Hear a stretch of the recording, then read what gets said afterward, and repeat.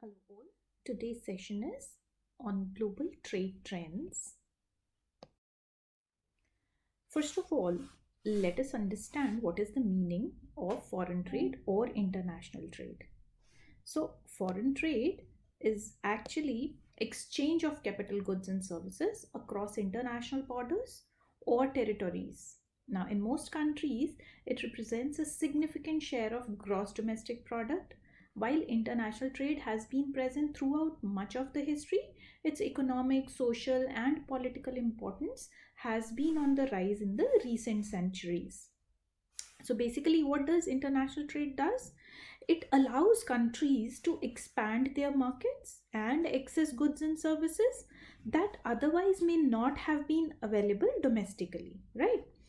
As a result of international trade, the market is more competitive. Now, this ultimately results in more competitive pricing and it brings a cheaper product back home to the consumers.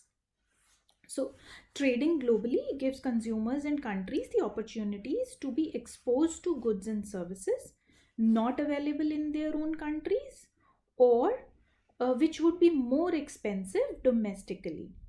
The importance of international trade was recognized early on by political economists like Adam Smith and David Ricardo.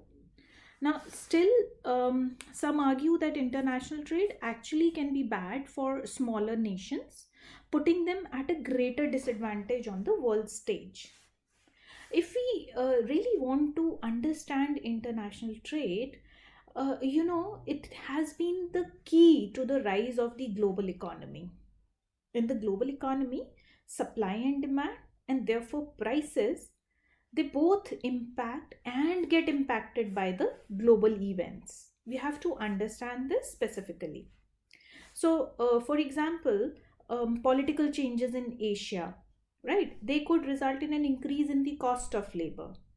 Now, this could increase the manufacturing costs for an American sneaker company that is based in Malaysia, which would then result in an increase in the price charged for a pair of sneakers that an American consumer might purchase at their local mall. So, if we actually see the exports and imports, which we are talking about, so a product that is sold to the global market is known as export, and a product that is bought from the global market is an import. Now, imports and exports, they both are accounted for in the current account in the country's balance of payments. We all know that. So, global trade, it allows wealthy countries to use their resources like labor, technology, or capital more efficiently. Different countries are endowed with different assets and natural resources like land, labor, capital, and technology, etc. And this allows some countries to produce the same good more efficiently, like more quickly and with less of cost. So they may sell it at more cheaply than other countries. If a country cannot efficiently produce an item, it can obtain by trading with another country that they can, right? That is known as specialization in international trade. Let's take an example here. Suppose country A and country B both produce cotton sweaters and wine. Now, country A produces 10 sweaters and 6 bottles of wine a year, while country B produces 6 sweaters and 10 bottles of wine a year. Both can produce a total of 16 units. Now, country A, however, takes 3 hours to produce the 10 sweaters and 2 hours to produce the 6 bottles of wine, a total of 5 hours. Now, country B, on the other hand, takes 1 hour to produce 10 sweaters and 3 hours to produce 6 bottles of wine, a total of 4 hours. So, comparative advantage will come. Country A begins to produce only wine and country B begins to produce only cotton sweaters. We will do that at length when we will be doing comparative advantage. So this was a quick example of international trade. So all countries needs goods and services to satisfy wants of their people. Production of goods and services require resources. Every country has only limited resources, and we know that no country can produce all the goods and services that it requires, so it has to buy from other countries what it cannot produce or can produce less than its requirements. Similarly, it sells to other countries the goods which it has in surplus quantities. India too buys from and sells to other countries various types of goods and services. Generally, no country is self sufficient. It has to depend upon the other countries for importing the goods which are either non available with it or are available in insufficient quantities. Similarly, it can export goods which are in excess quantity with it and are in high demand outside. So, international trade actually means trade between two or more countries, the exports and imports, right? International trade involves different currencies of different countries and different regulations, laws, rules, regulations of different countries. Hence, the international trade is much more complex than the national or domestic trade. Now, international trade is in principle not different from domestic trade, though, because the motivation and the behavior of parties involved in a trade do not change basically. And regardless that the trade is across border or not, the basic fundamentals remain same. The profit motive remains same. But what is the main difference? The main difference is that international trade is more costly than domestic trade, and it would be in between the countries, and hence different currencies would be involved, and hence the exchange rates would come in, and all those costs involved will also be there. The reason is that a border typically imposes additional costs such as tariffs, time costs due to border delays, and costs associated with country differences such as language, legal system, or culture. So, international trade consists of export trade and import trade. Export involves sale of goods and services to other countries, whereas import consists of purchases from other countries, as we've discussed before. So, international or foreign trade is recognized as the most significant determinants of economic development of a country all over the world. The foreign trade of a country consists of imports and export movements of goods and services, which results into outflow and inflow of foreign exchange. So, if the imports are there, then there is an outflow. If exports are there, then there is an inflow of foreign exchange. This is called EXIM trade, export import trade. What are the major trends in foreign trade? So, current trends are towards increasing foreign trade and interdependence of firms, markets, and countries. Intense competition among countries, industries, and firms on a global level is a recent development owed to the confluence of several major trends. And among these trends are first, forced dynamism. What is that? International trade is forced to succumb to trends that shape the global political, cultural, and economic environment. International trade is a complex topic because the environment it operates in is constantly changing. First, businesses are constantly pushing the frontiers of economic growth, technology, culture, and politics, which also changes the surrounding global society and global economic context. Secondly, factors external to international trade like development in science and information technology, they are also constantly forcing international trade to change in the way they operate. So there is a forced dynamism in terms of foreign trade. Then second is cooperation among countries. So of late we have been seeing a cooperation among the countries. So countries cooperate with each other in thousands of ways through international organizations, treaties, and consultations. Such cooperation generally encourages the globalization of business by eliminating restrictions on it and thereby outlining frameworks that reduces uncertainties about what companies will and will not be allowed to do. So basically, countries cooperate. Why do countries cooperate? They would cooperate, one, to gain reciprocal advantages, that they'll do something and they'll get something. Secondly, to attack problems they cannot solve alone. So if there has been some problem which they do not know or they do not have the technology, they can take the help of the other. Or thirdly, to deal with concerns that lie outside anyone's territory. So if there is a decision that is lies in the other land, then of course the company there can deal with such problems easily than you sitting here in some other country. So agreements on a variety of commercially related activities such as transportation and trade allows nations to gain reciprocal advantages. How? For example, group of countries have agreed to allow foreign airlines to land in and fly over the territories such as Canada's and Russia's agreements commencing in 2001 to allow polar over flights that will save 5 hours between New York and Hong Kong. So they can take rest at some other country and then they can fly back again. What is that? It is to gain the reciprocal advantages only, right? So there has been this cooperation among countries which we have seen while doing the businesses. We can see some more examples of cooperation among countries actually. So the group of countries have also agreed to protect the property of foreign owned companies and to permit foreign made goods and services to enter their territories with fewer restrictions.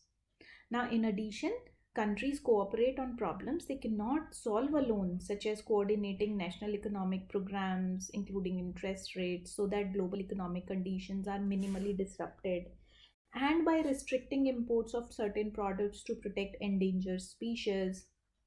Also, finally, countries set agreements on how to commercially exploit areas outside any of their territories. These include outer space, such as transmission of television programs, non coastal areas of oceans and seas, such as exploitation of minerals, and Antarctica, limits on fishing with its coastal waters. So these all are the country set agreements basically for commercially exploiting the areas outside of their territories. Next is liberalization of cross border movements. So, every country restricts the movement across its border of goods and services as well as of the resources. What are the resources? Like labor and capital, which is required to produce these goods and services. Now, such restrictions they make international trade very cumbersome, and the restrictions keep on changing from time to time, and the ability to sustain international trade is always very uncertain and risky. But governments today impose fewer restrictions on cross border movements than they used to do a decade or two ago, allowing companies to better take advantage of international opportunities. Now, this is what is liberalization is all about. So, governments have decreased restrictions. Why? Because they believe that the open economies, what are open economies? They are the economies having fewer international restrictions. Why the open economies are better? Because they will give consumers better access to greater variety of goods and services, and because the competition would increase and hence the consumers will get the things at lower prices. Then the producers will become more efficient by competing against foreign companies, and if they reduce their own restrictions, other countries will do the same. So everybody would be at a win-win situation. So because they are getting efficient goods and services at lower prices, and they are facing competition and becoming, so there is more efficient utilization of resources as well, and all the countries will do the same. So it is a feel good and be in a good place kind of a situation. Next is transfer of technology. Now, technology transfer is the process by which commercial technology is disseminated. Now, this will take the form of technology transfer transactions that may or may not be very, very legally binding contract, but it would involve the communication by the transferor of the kind of knowledge and information that is required to the recipient of it. Also, it would include non commercial technological transfers. What are those non technological transfers? They are found in international cooperation agreements between developed and developing countries. So, these kind of agreements they may relate to infrastructural or agricultural development or to international cooperation. Maybe the cooperation can relate to research, education, employment, infrastructure, transport, communication. So all this is transfer of technology that is taking place in the international trade scenario. Then growth in emerging markets. So growth of emerging markets, what are these emerging markets? China, India, Malaysia, Brazil, and other parts of Asia and South America. Now these has impacted international trade in so very influential ways. The emerging markets, they have simultaneously increased the potential size and worth of current major international trade, where they also are facilitating the emergence of whole new generation of innovative companies, because they have a labor resource with them. According to a special report on innovation in emerging markets by Economist magazine, the emerging world long a source of cheap new rivals the rich countries have for business innovations. In this slide, we can actually see that trade has remarkably grown over the last century, and all the credit goes to the globalization. Now, the integration of national economies into a global economic system, it has been the most important development in the last century. Now, this process of integration that we have already known as globalization has materialized in a remarkable growth in trade between countries. Now, if we see this chart here, it shows the value of the world exports over 1800s to 2014. Now, these estimates are in constant prices and they have been adjusted on the account of inflation, and they are indexed according to 1913 values. So, this chart actually shows an extraordinary growth in international trade over the last couple of centuries. Exports today are more than 40 times larger than 1913, if you see. So we can see there is a steep rise here in this chart after 1950s till 2000. So this has been the time of remarkable growth because of globalization. So value of global exports have increased tremendously, and it all goes to the globalization. In this, we see the trade has grown more than proportionately with GDP also. So over the early modern period, transoceanic flow of goods between empires and colonies accounted for an important part of international trade. So they would make the developed countries would make their colonies and would come to overseas. What was the reason? They were coming for international trade only. Now, the following visualization, this kind of visualization provides a comparison of intercontinental trade in terms of per capita income for different countries. So we can see that intercontinental trade was very dynamic, with volume varying considerably across time and from empire to empire. So Leon Frere Costa, Nuno Palma, and Jaime Reis, who compiled and published the original data, which is shown here in this chart, they argue that trade also in this period has a substantial positive impact on the economy. So economy was thriving because of this economic trade of goods and services. So what we see here is value of exported goods as share of GDP, and we see that with the share of GDP, the it has come after the globalization, the percentage has been increasing constantly, and now it is as good as 25% of the GDP, which you can value, or which you can give it to the exported goods.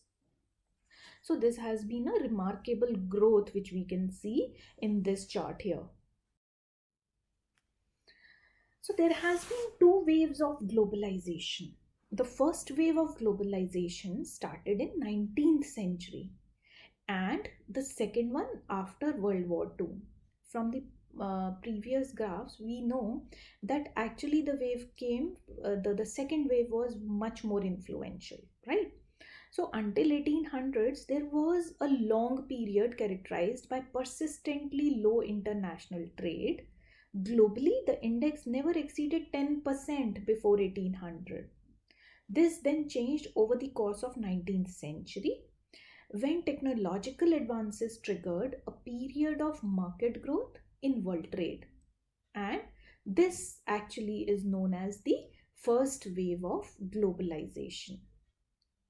The first wave of globalization, it came to an end with the beginning of First World War, when there was decline of liberalism and the rise of nationalism led to a slump in international trade. Every country, rather than being liberal, became a little nationalist, became a little protective, and hence the international trade actually took a large hit that time. But what happened after the Second World War? Trade started growing again. Now, this new and ongoing wave of globalization has seen international trade grow faster than ever before, which we have already witnessed in our previous graphs. That after 1950s, the international trade grew at a constant speed and it showed a remarkable growth. So today, the sum of exports and imports across nations, it amounts to more than 50% of the value of total global output. So the world mercantile trade growth is actually expected to remain strong in 2020 and 21 as well, after posting its largest increase in 6 years in 2017-18. But it continued expansion it depends upon the robust global economic growth and governments pursuing appropriate monetary, fiscal, and especially trade policies. And it becomes more important post covid because the governments already have come up with so much of the aids given to the people. The money supply is already there in the economy. So for the economic growth, the imports and exports will should be taking a boost, and we should be seeing good international trade in the coming years. The first wave of globalization was marked by the rise and collapse of intra-European trade. So actually, if you see, the first globalization is a phrase used by economists to describe the world's first major period of globalization of trade as well as finance, which took place between 1870 and 1914. The second phase of globalization began in 1944 and ended in 1971. This led to the third era of globalization, which began in 1989 and continues till today. So basically, globalization has been revolving around technological and social advances, which further leads to advances in trade and cultural relativism throughout the world. Some economists even claim that globalization was first started by the discovery of America by Christopher Columbus. And this assumption is considered false due to the mass discovery of gold and silver in the mines. This discovery led to the decrease in the value of silver and gold in Europe, causing inflation in Spanish and Portuguese empires. However, the discovery of Americas and the natives gave European traders a new source of labor between the continents, which also increased trade. This stage has not been officially deemed the first era of globalization because the world trade numbers were not increasing exponentially. World trade increased by 1% per year from 1500 to 1800s, which further led to the first era of globalization. Entering the 18th century, due to new technological breakthroughs, world trade started to increase rapidly. The first technological advancement that contributed to this was the steam engine, introduced in the 17th century. This led to the major progress in international trade among the economic powers of the world. The invention of steamship had a great impact on the first wave of globalization. Before its invention, trade routes were reliant on wind patterns, but steamships reduced shipping time and shipping costs. By 1850, nearly 129 countries used steamships for trade, and approximately 5,000 imports and exports were made to 5,000 cities, thus making a great impact on the world's global economy. And the growth in the Western European trade throughout the 19th century was largely driven by the trade within the region. In the period 1830 to 1900, intra European exports went from 1% of GDP to 10% of GDP, and this meant that relative weight of intra European exports doubled over the period. And it is the relative view we can see in changing composition of exports by destination, and we can check that the weight of intra European trade went from one third to about two thirds over the period. But this process of European integration then collapsed sharply in the interwar period. After the Second World War, trade within European rebounded, and from the 1990s onwards exceeded the highest level of the first wave of globalization. In addition, Western Europe then started to increasingly trade with Asia, the Americas, and to a smaller extent Africa and Oceania. The second wave of globalization was enabled by technology. The worldwide expansion of trade after the Second World War was largely possible because of the reductions in transaction costs stemming from technological advances, such as development of commercial civil aviation, the improvement of productivity in the merchant marines, and the democratization of the telephone as the main mode of communication. The visualization shows how at the global level cost across these three variables have been going down since 1930s. The second wave of globalization, characterized by an increase of goods and services ratio to world GDP of 9%, integration of capital markets with an expansion of 23% in FDI over GDP, more intense communication and information relationship with significant transfers of human capital, and build-up of business and technological networks. The integration of the communist countries, including Russia, China, Eastern Europe, and East Asian countries, actually led to massive expansion. About one third of the world production possibilities set as well as the world market. It redesigned the polyhedron of international trade with the large transfer of manufacturing from the developed world to China and East Asian countries.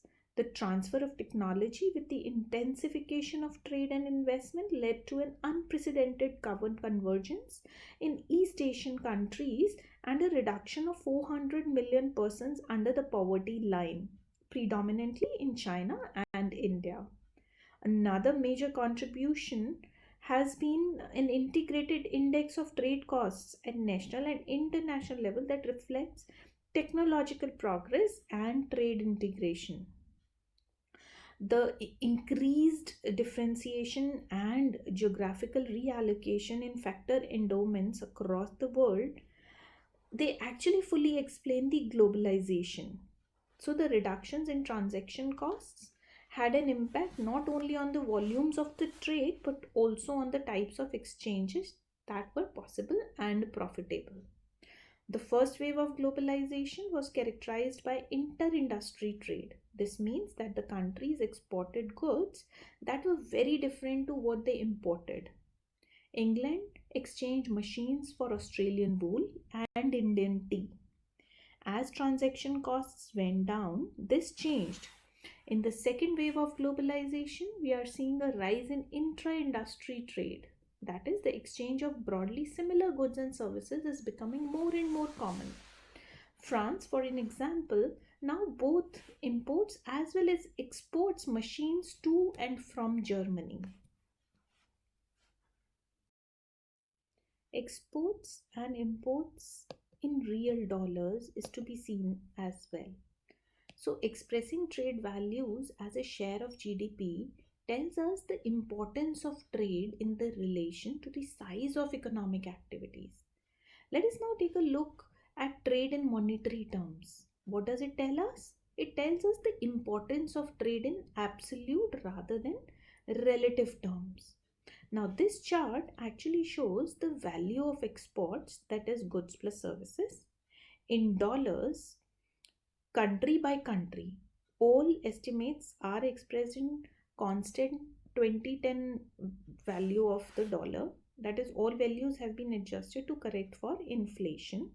The main takeaway here is the country specific trends, which are positive and more pronounced than in the chart showing shares of GDP. This is not surprising that most countries today produce more than a couple of decades ago, and at the same time they trade more of what they produce. So you can see Argentina, Nigeria, Brazil, South Korea, UK, France, Germany, as well as United States, they have been producing more and more and trading more and more in the dollar terms. Highest being United States, then Germany, then France, then UK, and other countries. And this is all the trend or overall trend is shown in the real terms of dollars, and this is showing the value of exports, that is goods plus services. So we can see that value of exports of goods and services has increased considerably in the world, showing us that globalization has actually increased the world trade. It was all about today's session. These are the references. Thank you for listening.